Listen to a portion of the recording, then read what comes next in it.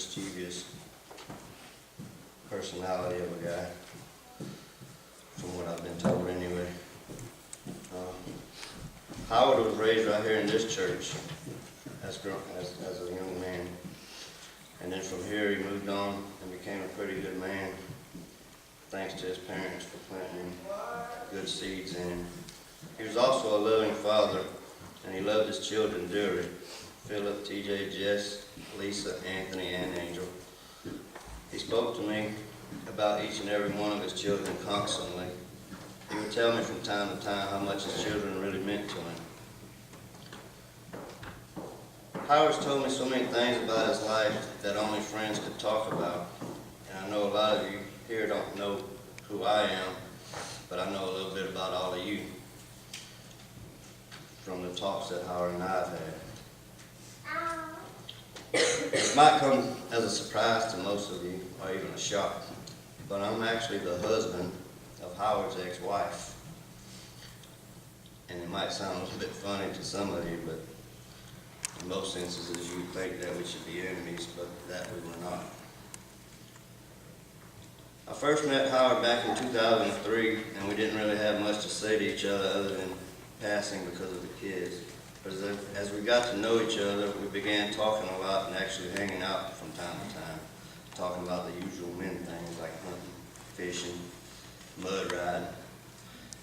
Eventually we began to start having a personal relationship, talking about the kids, life experiences and such. Howard was a bit older than me, not too much older, but enough older to have all the good stories you like to sit and listen to. You know, the back in the day kind of stories. I can't tell you all about the story he's told me because I wouldn't do him any justice. I wouldn't be able to tell him like he did. So to me, Howard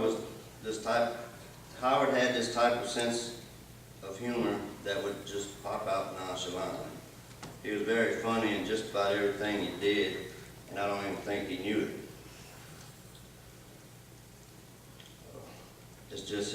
It was just his natural personality. In the nearly 10 years I've had the honor of being one of Howard's friends, amazingly we've had only one altercation, and I want to talk to y'all about this altercation that we had, because it was then when I knew that I was closer to Howard than I thought I was, or than many people thought we should be.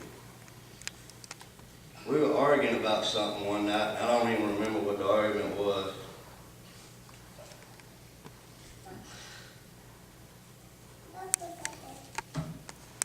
But I do remember this. During our argument that night, I wanted to talk to Howard, and I wanted to talk to him about the argument we were having. And in the middle of this argument we were having, Howard, just with his little personality he has, but just nonchalantly just got up, walked off, locked himself in the room without a word.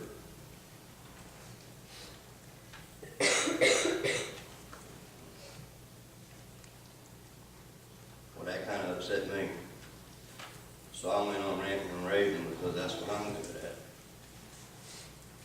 Well, Howard wouldn't come out of the room. He wouldn't even respond to my ranting and raving. Now that I think about it, he was probably in there laughing at me. So I went for a walk down the railroad tracks to calm down. And when I returned, there's Howard standing in the yard. Now he's ready to talk. So he comes up to me and I said, Howard, what you need to do is you need to go over there, somewhere else, get away from me because I don't want to talk. I ain't got nothing to say to you. Well, he just walked off over there and I sat down on the front steps and I started crying.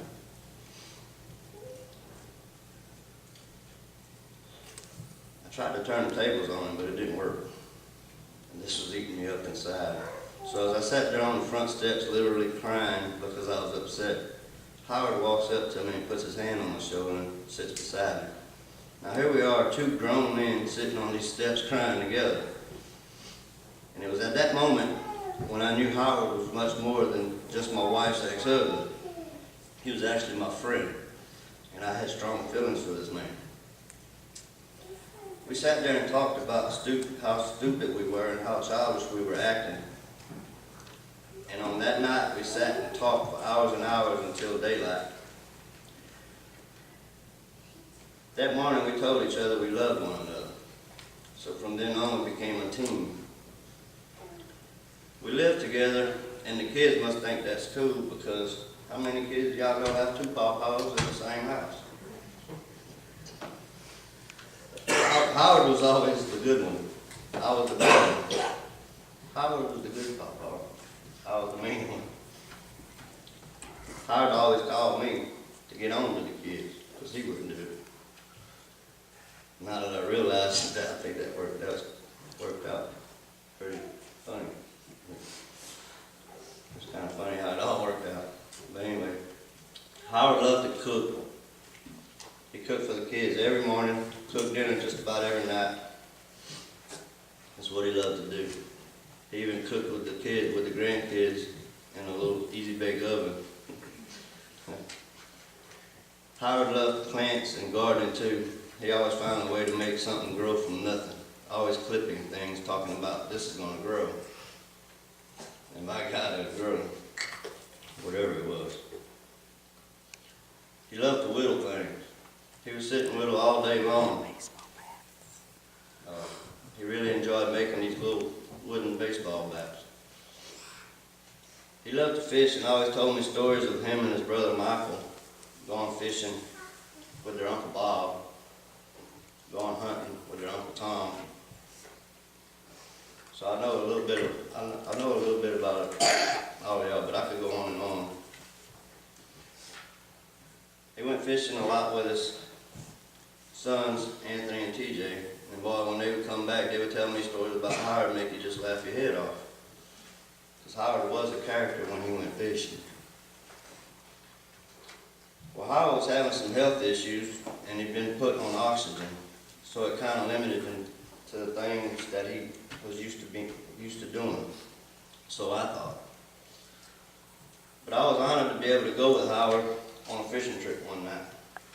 We decided to go late. We went over to the Ohatchee Dam and we fished till daylight. We didn't catch nothing. No one was catching anything. And Howard run out of oxygen in his little bitty portable tank. And I was like, come on, Howard, let's go. Nope, I'm not going until I catch fish. I said, all right. Well, daylight hits and we're swamped with all these people on the pier, about 20 people or so. I had took the weights off of my line and put just a hook and a shad. Throwed it out there, a live shad. Boop. Wasn't in there 2 seconds and the catfish hit. So I told Howard to take his weight off his line and just throw the live shad down in there. He did. Boop. So we started catching fish left and right. Next thing I know, we got all these people crowding around me and Howard. They're throwing their lines over us and stuff. So I'm getting mad. Howard's not, I am. Me, I wanted to throw somebody over the rail. But Howard was like, let's just go over here and try. So I said, all right, well, they don't usually bite over there. He said, well, let's just go over here anyway. Ain't nobody over there. So we go over there. Well, we started catching fish left and right. So no matter where we went, me and Howard was catching fish. We caught over there, over here. So we kept moving away from all these people. He talked me into not throwing somebody over the rail, because I was upset. No one else that day caught any fish except me and Howard. We caught 30 fish, me and Howard, within 2 hours. Nobody else, out of all them people on that pier, nobody caught one fish. Howard talked about that fishing trip for months and months, and I'm sure glad he enjoyed that trip, because it was his last one.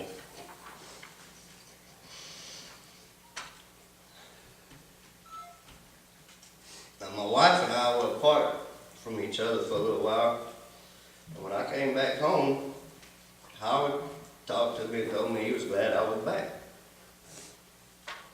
Howard's health had took the turn for the worse, and I had to go to Louisiana for a few days to help my mother bring some of her stuff back to Alabama. Well, Howard didn't want me to leave. He said, well, can't they just go without you? I said, well, no, because they don't know what they're doing.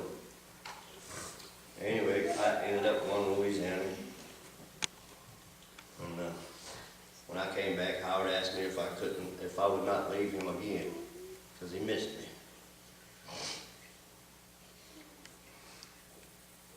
The reason I'm telling y'all this is because of the special bond that Howard and I had, and most people wouldn't understand it.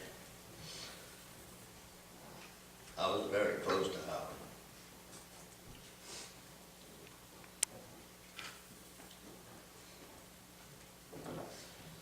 Me and Howard watched movies together just about every night, and all he ever wanted to watch was A River Runs Through It, over and over and over and over again. When Howard watched a movie, he had a tendency to wear the movie out, and everybody in the household would know every line of the movie. Well, I was told back in the early 90s he wore the Three Musketeers out. And that movie got thrown away because he wouldn't quit watching. He wore Open Range, Lonesome Dove, The Green Mile, and The River Runs Through It out. He just wore them slap out. Francine hid all of his movies, the ones that he really liked, because he would just wear them out and wear everybody else out in the house. But anyway, Howard and I, we managed to watch The River Runs Through It together every night because I found that one. But The River Runs Through It, the reason we watched that movie together,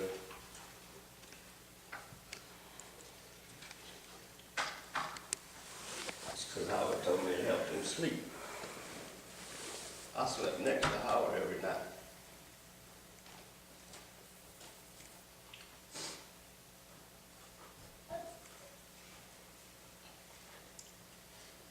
I'm sorry, y'all. I was too young, but as it slowly occurred to me, I realized Howard indeed lived his life wonderfully. Howard was well loved, and he had done so many things on earth, and I'm sure he'll do much more in heaven. I will forever be grateful to have known Howard. I will forever be grateful that Howard was there at the right place and at the right time in my life. Because he really kept me out of some stuff. I tell you, I'm a little rough around the edges myself. But I have been saved. Just so everybody knows. I was saved in 2007.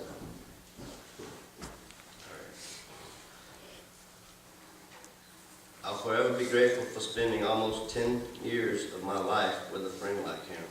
All the memories I've shared with him will forever be cherished and remembered. Howard will forever live in my heart and in our hearts. Howard is in heaven now, and we are here at his memorial. This is not the time for us to grieve his death, but it's our time to celebrate his life, although I'm sitting here turning. Don't ever forget Howard. He never wanted people to cry. He wanted to make everybody happy. So at this moment, when we're about to say our final goodbye, let's all think back and remember how Howard touched our lives, how he made us laugh, and how good Howard was as a person. This is not the moment for us to shed our tears, but we should all be thankful that we were given the chance to have known a man named Howard Tipton. Howard Eugene Tipton. Howard will forever be missed, but I know in the right time I'll meet Howard again, and we will all meet Howard again, and he'll make us all laugh. Francine had a poem she wanted me to read to Howard. And it says, "Goodbye, my dear friend. You left with the wind. Now here we are, sharing our tears, remembering the days you'd laugh and play, the moments of relaxation you cherished creation. Simple pleasure was your delight. Surely now you are a star in the night. We will miss you, dear one, till our task is done. Then we shall meet again in the rising sun."